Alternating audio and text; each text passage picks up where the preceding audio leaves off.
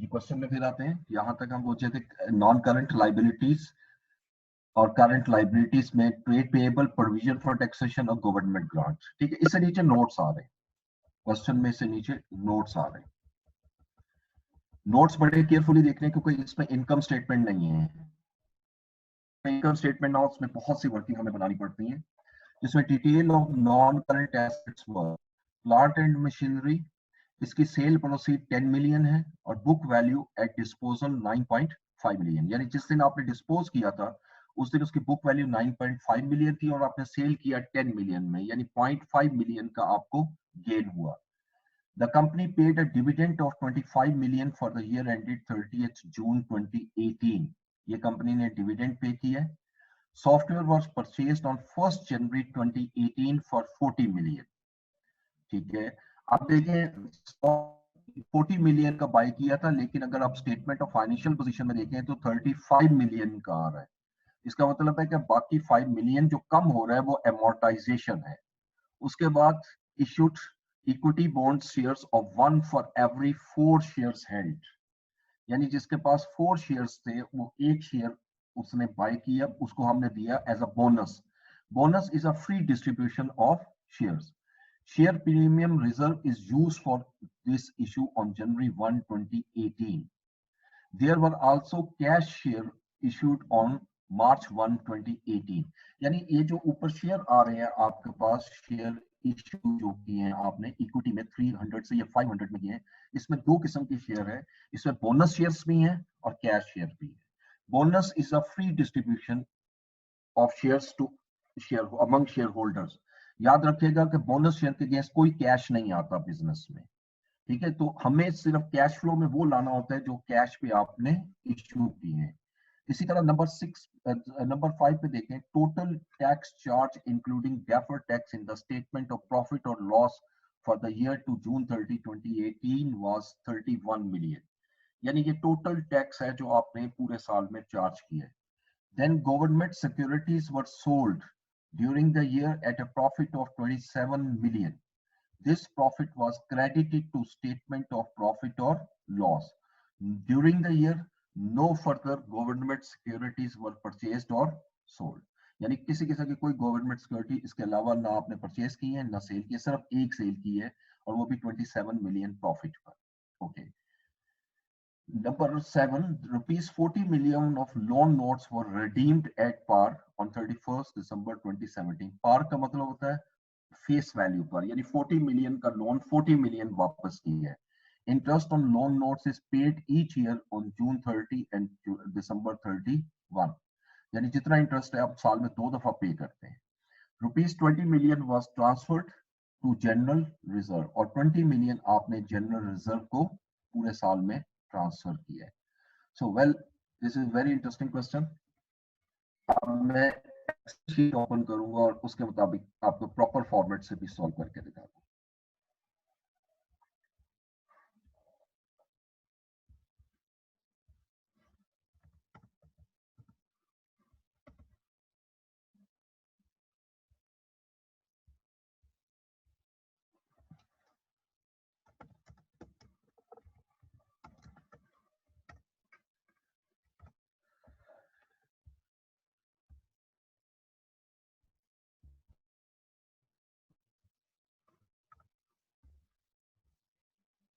जी ये मैं शेयर कर रहा हूँ एक्सेल शीट। इसका व्यू मैं बढ़ा देता हूँ आपको आसानी हो।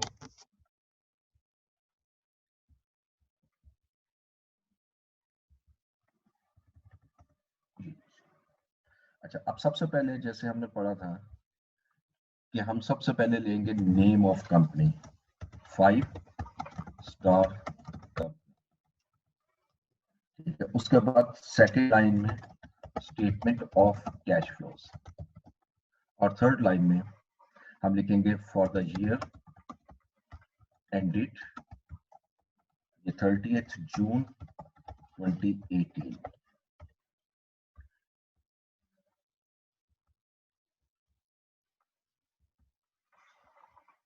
ठीक है जी, अब यहां पर हम लिख देंगे रुपीस इन मिलियन और ये दो कॉलम मैंने बना दिए हैं, रुपीस मिलियन और रुपीस मिलियन। और इसको हम 2 डेसिमल तक लेके चलेंगे, कहीं पर शायद हमें 2 डेसिमल लेना पड़े। ये लीजिए,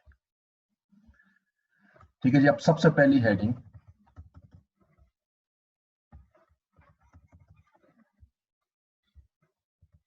हमारी कौन सी है? कैश फ्लोस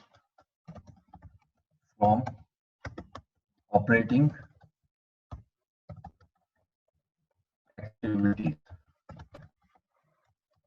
ठीक है, इसको हमने बोल्ड और इटैलिक कर दिया ताकि प्रोमिनेंट हो जाए। ठीक है, और इसको भी बोल्ड कर देते। अच्छा, अब सबसे पहले हमने स्टार्ट कहां से लेना है? जैसे हमने पढ़ा था नेट प्रॉफिट से। अच्छा, अब नेट प्रॉफिट मुझे चाहिए क्लियरली, अब लिखूंगा नेट प्रॉफिट बिफोर टैक्स। और ये क्वेश्चन में कहीं गिवन नहीं है, ठीक है। अब क्योंकि यहाँ पर स्टेटमेंट ऑफ कंप्रीहेंसिव इनकम यानी प्रॉफिट एंड लॉस गिवन नहीं है, तो मैंने पहले ही रेफरेंस दे दिया वर्किंग वन का। जैसे हमने फॉर्मेट में भी पढ़ा था, अगर प्रॉफिट गिवन ना हो तो मैं प्रॉफिट कहां से कैलकुलेट करूंगा? With the help of retained profit.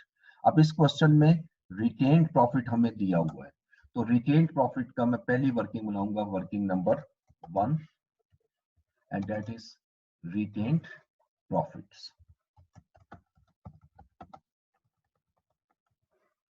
ठीक है जी, ये लेजर का थोड़ा सा इसको ओपन कर देते हैं ताकि जरा क्लियर हो जाए।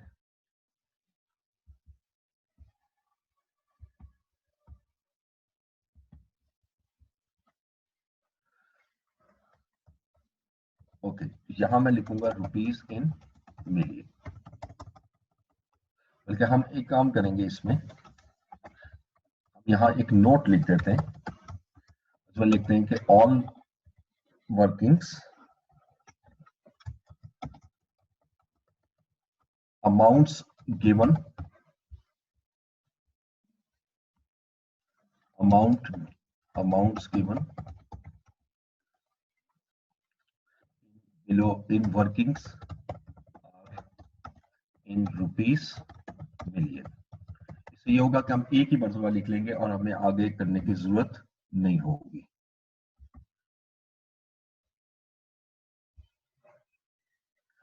ठीक है जी, ये हमारा एक लेजर है, इसको यहां तक ले आता हूं मैं, दिस वन। ओके, सबसे पहले रिटेन अर्निंग का opening balance brought down. Opening balance question में कितना गिवन है? इसको भी 2 डेसिमल तक कन्वर्ट करना। ओके, ओपनिंग बैलेंस क्वेश्चन में देखें तो रिटेन्ड अर्निंग का ओपनिंग बैलेंस आ रहा है 40 मिलियन, तो मैं यहां पर ओपनिंग बैलेंस 40 मिलियन लिख देता हूं। ठीक है जी। अच्छा, उसके बाद यहां पर आएगा मेरा प्रॉफिट आफ्टर टैक्स, और यही मैंने फाइंड करना है। इस पे जो आंसर पहले निकलेगा प्रॉफिट आफ्टर टैक्स निकलेगा। अब आफ्टर टैक्स में देखते हैं कैसे, ये तो हमें मालूम नहीं है, तो बैलेंसिंग अमाउंट है। अब डेबिट साइड पे आइएगा, जो हमने फॉर्मूला पढ़ा था कि रिटेन्ड अर्निंग कब कम होती है? First, when any dividend is paid. अब डिविडेंड कितना पे किया आपने? क्वेश्चन में देखें तो एडजस्टमेंट नंबर हमने पढ़ी थी 2, the company paid a dividend of 25 million for the year ended June 30, 28।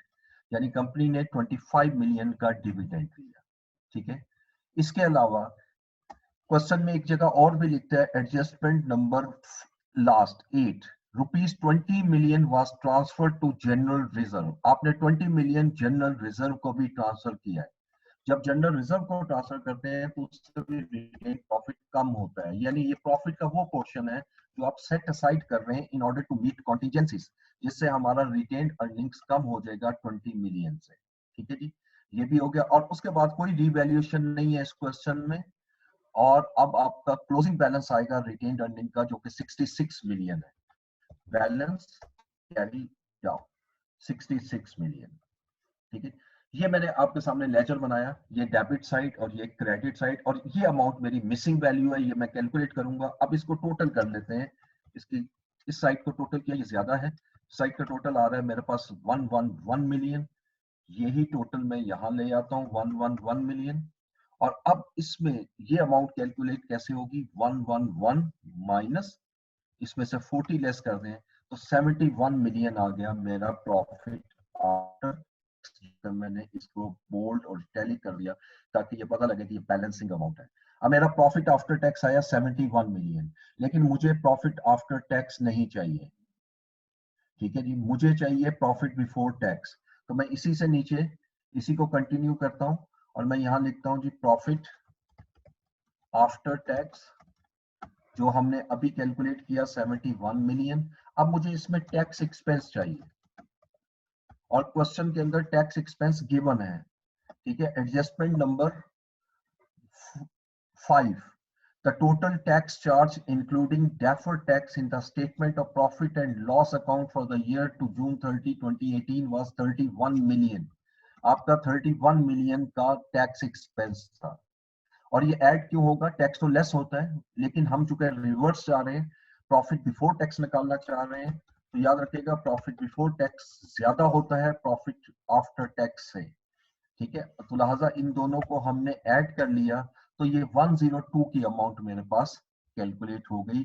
अब मैं इस कॉलम में लाऊंगा, this is equal to this amount में कर देता हूं तो ये 102 मिलियन मेरा नेट प्रॉफिट कैलकुलेट हो चुका है, ठीक है जी। यानी ये पहला लेजर था जो हमने बनाया, फर्स्ट वर्किंग है जिसके थ्रू हमने ये सारी कैलकुलेशन की। अब इसके बाद एडजस्टमेंट शुरू करेंगे, एडजस्टमेंट्स फॉर, ठीक है, इसको इटैलिक कर देते हैं। अब इसमें पहली एडजस्टमेंट बिल्कुल उसी तरह जैसे नॉर्मली हम करते हैं, depreciation expense. Again depreciation expense question में गिवन नहीं है, तो मैं वर्किंग 2 की तरफ मूव कर जाता हूँ, ठीक है जी। क्वेश्चन के अंदर हमें देखना ये पड़ेगा एक्यूमुलेटिव डेप्रिसिएशन गिवन है। अगर आप नॉन करंट एसेट में देखें तो नॉन करंट एसेट में सिर्फ एक ही दिया हुआ है, प्रॉपर्टी प्लांट एंड इक्विपमेंट, और इसमें किसी किस्म की कोई एक्यूमुलेटिव डेप्रिसिएशन गिवन नहीं है। और ये मैंने आपको क्वेश्चन में समझाया था जब सब फॉर्मेट बता रहा था कि फर्स्ट प्रायोरिटी आपने देनी है एक्यूमुलेटिव डेप्रिसिएशन को, और अगर एक्यूमुलेटिव डेप्रिसिएशन गिवन नहीं है तो फिर मैं नेट बुक वैल्यू पर बनाऊंगा लेजर। अब मैं यहाँ पर लेजर बना रहा हूँ प्रॉपर्टी प्लांट एंड इक्विपमेंट, और ये याद रखिएगा ये बन रहा है नेट बुक वैल्यू पर। सो केयरफुली अब इसमें जरा स्टार्ट करते हैं। इसका ओपनिंग बैलेंस देखें तो ओपनिंग बैलेंस दिया हुआ 630 और ये एसेट है, तो लिहाजा ओपनिंग बैलेंस डेबिट साइड पर आएगा, और ये 630 की अमाउंट हमने यहाँ डेबिट साइड पर लिख दी, ठीक है। इसके अलावा डेबिट साइड पे कोई रिवैल्यूएशन तो नहीं हो रही, तो एडिशन आएगी जो मैंने फाइंड करनी, सॉरी एडिशन देखनी पड़ेगी, कोई क्वेश्चन में गिवन है जी, डिस्पोजल गिवन है और सॉफ्टवेयर और purchase tax, government securities, redeemed और general reserve.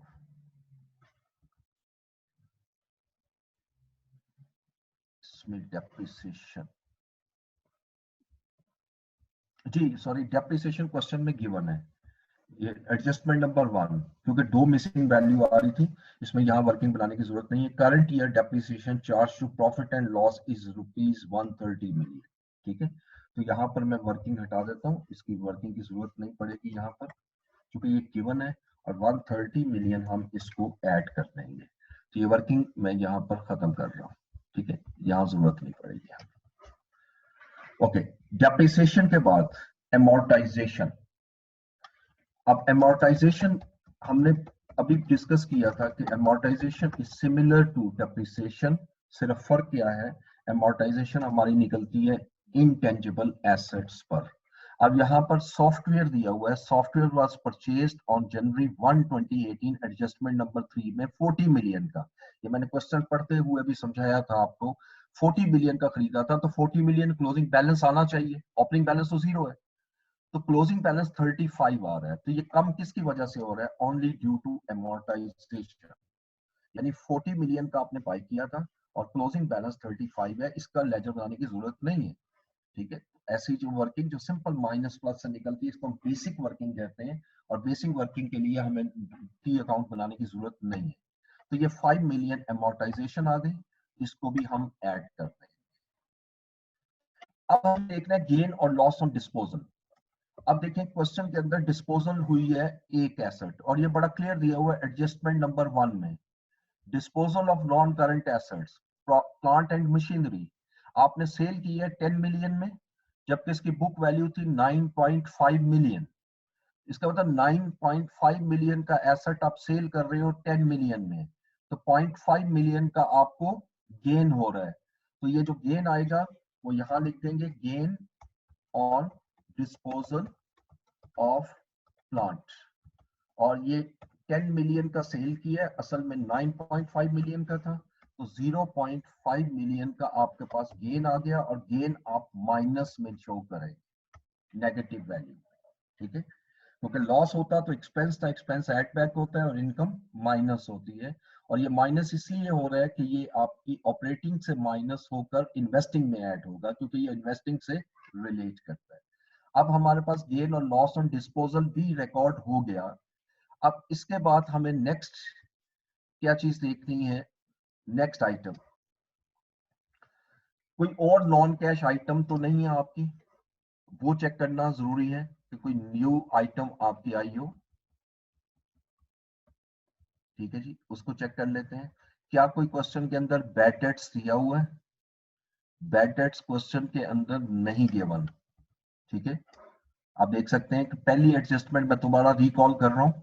First adjustment depreciation और डिस्पोजल से रिलेटेड थी, दूसरी डिविडेंड से, तीसरी सॉफ्टवेयर से, फोर्थ शेयर से, फिफ्थ टैक्स से, सिक्स गवर्नमेंट सिक्योरिटीज से। हाँ, गवर्नमेंट सिक्योरिटीज भी सेल की है आपने, एग्जैक्टली।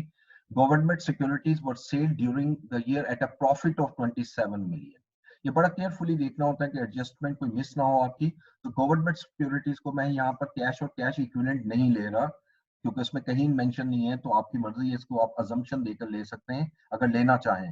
तो गवर्नमेंट सिक्योरिटी 27 मिलियन के प्रॉफिट पे सेल कर रहे हैं, तो यहाँ मैं लिखूंगा gain on disposal of government securities. और ये क्वेश्चन के अंदर गिवन है 27 मिलियन की, तो माइनस कर देते हैं हम 27 मिलियन। ये भी हमारा रिकॉर्ड हो गया, डिस्पोजल ऑफ गवर्नमेंट सिक्योरिटीज। और इसकी वर्किंग की जरूरत इसलिए नहीं थी कि ये गिवन थी। इससे अगली एडजस्टमेंट लोन से रिलेटेड है और उससे अगली एडजस्टमेंट जो है वो जनरल रिजर्व से रिलेटेड है। इसका मतलब है कि क्वेश्चन के अंदर किसी किस्म का कोई भी हमें टैक्स और अलाउंस गिवन नहीं है।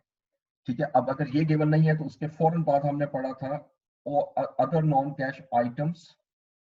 ठीक है, तो अदर नॉन कैश आइटम भी क्वेश्चन के अंदर गिवन नहीं है। और उसके बाद अब हम जाएंगे इंटरेस्ट एक्सपेंस की तरफ। वेल, इंटरेस्ट एक्सपेंस क्वेश्चन के अंदर हमें कहां से पता लगेगा कि ये लोन नोट से? एक्सक्यूज मी सर, एक क्वेश्चन है कि गेन एंड डिस्पोजल हमने नेगेटिव क्यों लिखा है? जी, इसलिए कि गेन जो है ना वो आपका इन्वेस्टिंग से रिलेट करता है। हम इसको यहां से लेस करेंगे और दोबारा ऐड कर देंगे इन्वेस्टिंग एक्टिविटी में, क्योंकि जब आप प्रॉफिट कैलकुलेट करते हैं ना तो प्रॉफिट में ये शामिल होता है, लेकिन कैश फ्लो के पॉइंट ऑफ व्यू से ये ऑपरेटिंग एक्टिविटी नहीं है, ये इन्वेस्टिंग एक्टिविटी है। ठीक है, ये इन्वेस्टमेंट से रिलेट कर रहा है, इस वजह से हम यहाँ से अभी माइनस कर रहे हैं। तो जिस वक्त हम इन्वेस्टिंग एक्टिविटी में जाएंगे इसको दोबारा ऐड बैक करते हैं, ताकि ये ट्रांसफर हो जाए एक हेड से दूसरे हेड। राइट, अच्छा, लोन नोट्स की तरफ आते हैं। लोन नोट्स, लोन नोट्स आपको ओपनिंग कितने दिए हुए हैं? 100 मिलियन और क्लोजिंग मिलियन दिए हुए 60 मिलियन। और लोन नोट्स रिडीम कब किए हैं आपने? Number 7 adjustment, 40 million of loan notes were redeemed at par at 31st December 2017। यानी 6 मंथ के बाद आपने बेसिकली लोन नोट जो है वो आपने डिस्चार्ज किए हैं। तो इसकी वर्किंग मुझे बनानी पड़ेगी। अब वो वर्किंग कैसे बनेगी, जरा मैं दोबारा रिपीट कर रहा हूं। देखो, जब साल शुरू हुआ था तो हमारा साल शुरू हो रहा है 1 जुलाई 2017 से। तो 1 जुलाई 2017 को 100 मिलियन का लोन नोट था हमारा। उसके बाद 31 दिसंबर यानी आफ्टर 6 मंथ 40 मिलियन का हमने लोन रीपे कर दिया। और उसके बाद फिर 60 मिलियन का मेरा बैलेंस रह गया। तो इट मींस के 100 मिलियन जो है इस पर इंटरेस्ट पहले 6 मंथ का आएगा और दूसरे 6 मंथ पर जो इंटरेस्ट होगा वो 60 मिलियन का होगा, ठीक है। और इंटरेस्ट अक्रूड देखें, करंट लायबिलिटी में कोई भी गिवन नहीं है, किसी किस्म का कोई इंटरेस्ट अक्रूड गिवन नहीं, ठीक है। तो अब हम इसकी वर्किंग बनाते हैं, जरा एक्सेल में देखिएगा।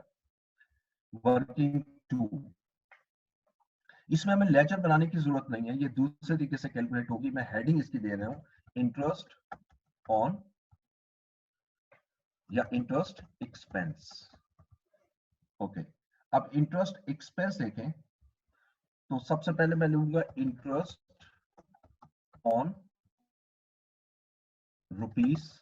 साल के शुरू में हमारा कितना था loan, 100 million. 100 million from 1st July 2017 to 31st December 2018 17 जी। तो कितने महीने का इंटरेस्ट बनेगा, और उसने इंटरेस्ट रेट दिया हुआ है हमें क्वेश्चन में 9%। 9% पे अगर 100 मिलियन का इंटरेस्ट निकालें तो हम कैलकुलेशन कैसे करते हैं जी, 100 का 9% इंटू 6/12 जी। तो कितनी अमाउंट आ गई, आई थिंक 4.5, ठीक है जी। फिर उसके बाद हमने 40 मिलियन का लोन पे कर दिया था, तो अब मैं इंटरेस्ट निकालूंगा दोबारा, इंटरेस्ट ऑन रुपीस 60 मिलियन। अब मेरा लोन 60 मिलियन रह गया from 1st January 2018 to 30th June 2018 at 9%। और ये दोबारा इसकी अगर कैलकुलेशन करें बिल्कुल इसी तरह, 60 का अब मैं 9% लूंगा, 9%, और ये भी 6 मंथ का इंटरेस्ट आएगा, तो तब पूरे साल का इंटरेस्ट बनेगा। अब अगर इसको कैलकुलेट करें तो ये आएगा 2.70। तो टोटल इंटरेस्ट कितना हो गया जी मेरे पास, इन दोनों को ऐड किया तो 7.20। ये मेरा इंटरेस्ट एक्सपेंस है जो मैंने यहां पर लेकर आना है, इंटरेस्ट एक्सपेंस। ये 7.20 हम यहां पर ऐड बैक कर देंगे, ठीक है जी। उसके बाद इंटरेस्ट एक्सपेंस के बाद इंटरेस्ट इनकम, किसी किस्म की इंटरेस्ट इनकम आई है या इन्वेस्टमेंट इनकम आई है, इसको देख लेते हैं। इसमें किसी किस्म की कोई इंटरेस्ट इनकम हमें गिवन नहीं है, ना ही कोई हमें इन्वेस्टमेंट इनकम गिवन है। तो अगर नहीं गिवन तो हम छोड़ देंगे, इसको नहीं लेंगे, ठीक है। अब इसके बाद नेक्स्ट आइएगा। अब ये मेरा पहला हिस्सा कंप्लीट हुआ, जैसे हमने पढ़ा था कि इसको 3 हिस्सों में डिवाइड करते हैं। पहले इसको प्लस माइनस करेंगे, ये कहलाएगा cash generated before working capital change. अब इस सबको प्लस माइनस कर लें, इसमें सिर्फ 2 अमाउंट ऐसी हैं जो माइनस हो रही हैं। मेरे पास तो एक्सेल है तो मैं इसको यही टोटल कर लूंगा, इसकी जरूरत नहीं पड़ेगी। ये आ गया 216.70। This one is cash generated before working capital change. उसके बाद नेक्स्ट आएंगे, अब मैंने वर्किंग कैपिटल में मूव करना है। अब वर्किंग कैपिटल में हमने देखना है इंक्रीज और डिक्रीज, ठीक है। तो आप जरा पहला करंट एसेट दिया हुआ इन्वेंट्री, इन्वेंट्री 54 से 41 ओपनिंग थी, 54 क्लोजिंग है, तो ये 13 से इंक्रीज हो रही है। तो मैं यहां लिखूंगा इंक्रीज इन इन्वेंट्री, और यहां मैं ब्रैकेट में शो भी कर देता हूं वैल्यूज। ओपनिंग है 40, क्लोजिंग है 54 माइनस ओपनिंग है 41, तो ये 13 आ रहा है। और अब आपको डिसाइड करना है ये प्लस होगा या माइनस। ये करंट एसेट है, करंट एसेट जब इंक्रीज होगा तो कैश डिक्रीज होता है, तो मैं 13 मिलियन इसमें से माइनस कर दूंगा। उसके बाद ट्रेड रिसीवेबल, ये 66 ओपनिंग थे और क्लोजिंग 30 है, ये डिक्रीज हो रहे हैं। Trade receivables decrease in trade receivables, ठीक है। और इसका क्लोजिंग बैलेंस 30 है, ओपनिंग बैलेंस 66 है, इसका डिफरेंस लिया तो ये आ रहा है 36। अब ये 36 प्लस कर देंगे, क्योंकि ये डिक्रीज हो रहा है। जब डिक्रीज होता है रिसीवेबल तो कैश आ रहा है हमारे पास, ठीक है। जैसे कस्टमर को आप सेल करते हो तो रिसीवेबल इंक्रीज होता है, जब कस्टमर कैश देता है तो आपके पास डिक्रीज हो जाता है ट्रेड रिसीवेबल। इसका मतलब ट्रेड रिसीवेबल का डिक्रीज होना, कैश का इंक्रीज होना है। अब ट्रेड रिसीवेबल के बाद नेक्स्ट आइटम है इन्वेस्टमेंट इन गवर्नमेंट सिक्योरिटीज, ये इन्वेस्टिंग एक्टिविटी में से रिलेट करेगा। उसके बाद ड्यू फ्रॉम कंस्ट्रक्शन कॉन्ट्रैक्ट, इसका ओपनिंग बैलेंस है 55, क्लोजिंग 80, ये भी लेकर आए, ये भी इंक्रीज हो रहा है, इंक्रीज इन, ये भी रिसीवेबल है, ड्यू फ्रॉम कंस्ट्रक्शन कॉन्ट्रैक्ट। और इसका ओपनिंग बैलेंस देखते हैं 55, क्लोजिंग 80, 80 माइनस 55, ये कितना आ जाएगा जी 25। और चूंकि ये इंक्रीज हो रहा है तो इंक्रीज को हम माइनस कर देंगे, ठीक है। उसके बाद कैश और बैंक बैलेंस आ रहा है, इसको छोड़ देंगे क्योंकि कैश फ्लो हम निकाल रहे हैं, इसको तो रिकंसाइल करना है। अब करंट लाइबिलिटीज में आइएगा। करंट लाइबिलिटीज में सबसे पहले आ रहा है ट्रेड पेएबल्स, ठीक है। ट्रेड पेएबल ओपनिंग 29, क्लोजिंग 71, तो इंक्रीज हो रहा है, इंक्रीज इन ट्रेड पेएबल्स। और ये 71 minus 29, I think yes 71 minus 29, ये आ जाएगा हमारे पास 42, ठीक है। और ये चूंकि करंट लाइबिलिटी है, और लाइबिलिटी अगर इंक्रीज होगी तो कैश मेरा इंक्रीज होगा, लाइबिलिटी डिक्रीज होगी तो कैश डिक्रीज होगा, ये डायरेक्ट प्रोपोर्शनेट होता है कैश के। अब इसी तरीके से ट्रेड पेएबल के बाद देखें तो नेक्स्ट आता है प्रोविजन फॉर टैक्स, इसको नहीं लेना आपने, ठीक है। और उसके बाद गवर्नमेंट ग्रांट।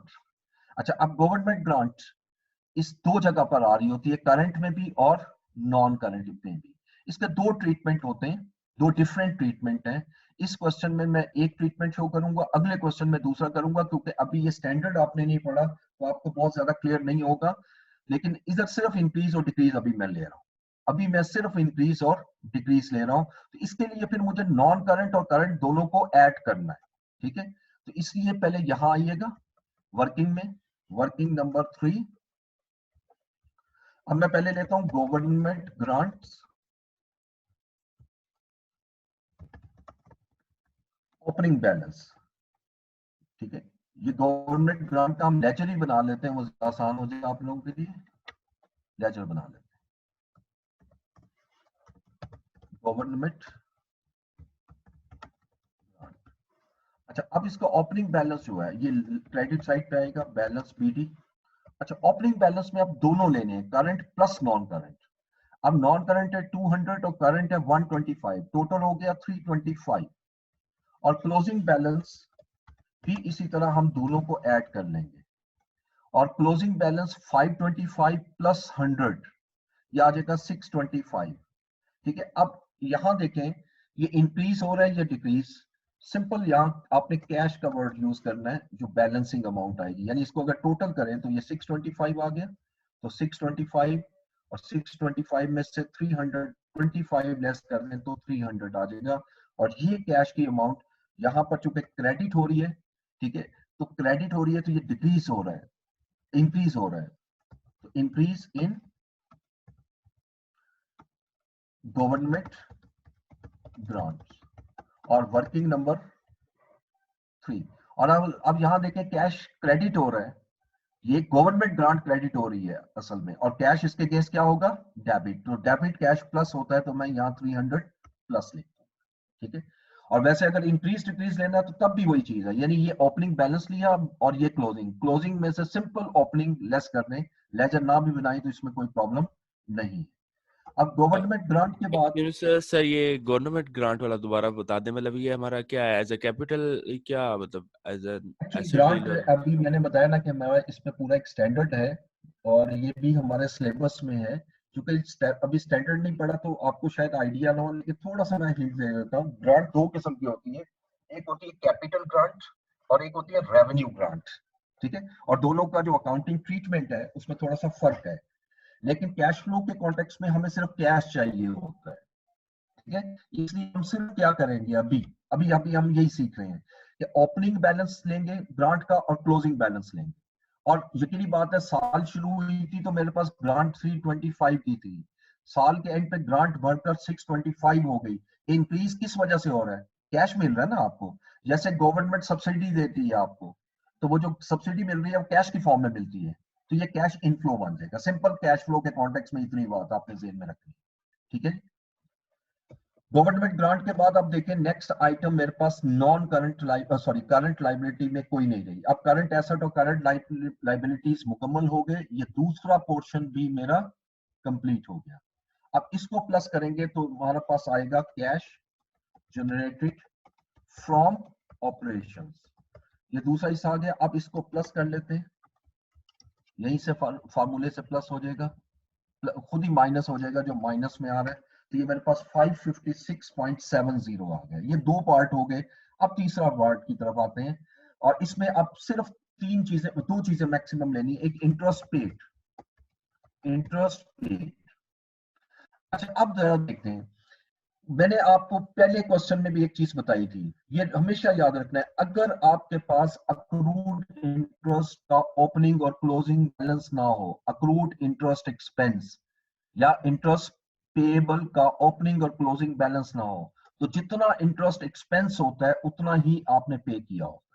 अब इंटरेस्ट एक्सपेंस 7.2 है, तो यही 7.2 में यहां से माइनस कर पेड, ठीक है। उसके बाद इंटरेस्ट पेड के बाद हमारा टैक्स पेड। अब इसके लिए मुझे वर्किंग बनानी है, वर्किंग नंबर 4, ये गिवन नहीं है क्वेश्चन में, वर्किंग नंबर 4। अच्छा अब मैं टैक्सेशन का लेजर बनाऊंगा, इसके लेजर का मैंने नाम देना है टैक्सेशन, ठीक है जी। अब ओपनिंग बैलेंस, इसका टैक्स का ओपनिंग बैलेंस क्रेडिट, कितना बैलेंस दिया हुआ, ओपनिंग बैलेंस की तरफ आइएगा। देखिए एक आपको डेबिट टैक्स दिया हुआ है, एक दिया हुआ है प्रोविजन फॉर टैक्स, ये दोनों को ऐड करके लाना है टैक्सेशन में। ये जितने भी टैक्स होते हैं सारे कंबाइन करने हैं। नॉन करंट लाइबिलिटी में डेफर टैक्स दिया हुआ 172, और करंट लाइबिलिटी में दिया हुआ प्रोविजन फॉर टैक्स 213, इन दोनों को ऐड कर लेंगे, ओपनिंग बैलेंस हो गया, यानी इज इक्वल टू 172 प्लस 213, ठीक है। और ये मैं यहाँ शो भी कर देता हूँ, ये अमाउंट कैसे लाया हूं मैं, 172 प्लस 213, ये ओपनिंग बैलेंस आ गया, ठीक है जी। अब उसके बाद जो पूरे साल का टैक्स है, जिसको टैक्स एक्सपेंस कहते हैं, एक्सपेंस, वो क्वेश्चन में गिवन था, ये हमने लिया भी है। ये देखें ऊपर 31 मिलियन, ये 31 मिलियन ये क्रेडिट होगा, यानी ये इस साल का टैक्स है जो पे करना है। इस लेजर का मतलब ये है कि 385 साल के शुरू में मैंने पे करना था, 31 इस साल का पे करना है। तो जो ड्यूरिंग द ईयर आपने पे किया है कैश, ये मैंने फाइंड करना है, ठीक है। और उसके बाद क्लोजिंग बैलेंस। अब क्लोजिंग बैलेंस में भी क्लोजिंग बैलेंस में डेफर्ड टैक्स सिर्फ 12 है और प्रोविजन फॉर टैक्स 83 है, यानी 12 प्लस 83, 12 प्लस 83 ये आ जाएगा आपका 95। इसकी भी वर्किंग यहां शो कर देता हूं, 12 प्लस 83 ये 95। अब जो इसका टोटल कर लेते हैं, ये इसका टोटल कितना आया जी,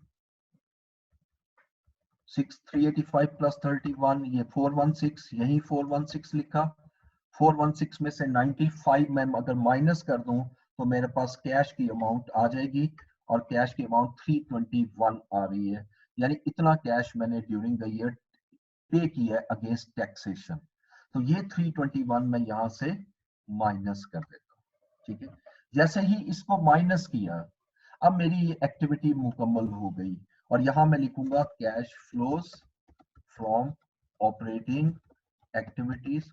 अब इन तीनों, इसका सम यहां लाना है आपने, ठीक है कि जो आप फॉर्मेट में बता रहा था आपको, टू कॉलम यूज करने वाला, इसका टोटल मैं यहां ले आता हूं, और ये 228.50 मेरा मुकम्मल हो गया cash flow from operating activities, ठीक है। ये मेजर पोर्शन होता है ऑपरेटिंग एक्टिविटी। उसके बाद हम मूव करेंगे cash flows from investing activities.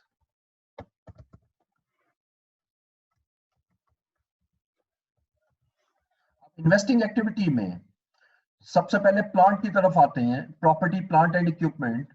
यकीनन हमने कुछ property plant and equipment buy किया है, और वो हमें क्वेश्चन में गिवन नहीं है, तो मैं यहां लिखता हूं purchase, payment for purchase of PPE, और इसके लिए हम वर्किंग नंबर 5 में मूव करेंगे और वर्किंग 5 बनाते हैं यहां पर।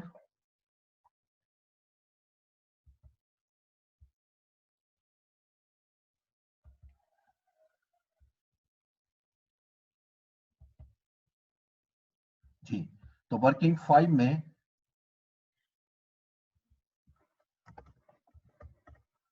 हम प्रॉपर्टी प्लांट एंड इक्विपमेंट का लेजर बना लेते हैं। Property plant and equipment PPE, और ये याद रखिएगा ये बन रहा है नेट बुक वैल्यू पर, नेट बुक वैल्यू पर। अब इसका ओपनिंग बैलेंस लाएंगे, ओपनिंग और क्लोजिंग बैलेंस, वो हमें स्टेटमेंट ऑफ फाइनेंशियल पोजीशन से मिलेगा। जो जो इंफॉर्मेशन चाहिए वो हम देखते चले जाएंगे, ठीक है।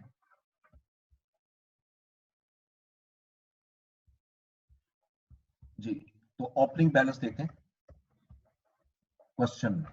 ओपनिंग बैलेंस एसेट है, डेबिट साइड पर आएगा, और प्रॉपर्टी प्लांट एंड इक्विपमेंट का ओपनिंग बैलेंस है 630 मिलियन।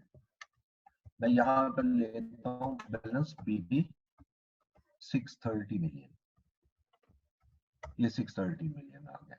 अच्छा, अब इसकी डेबिट साइड पे क्या क्या आ सकता है कैश के अलावा, परचेज के अलावा?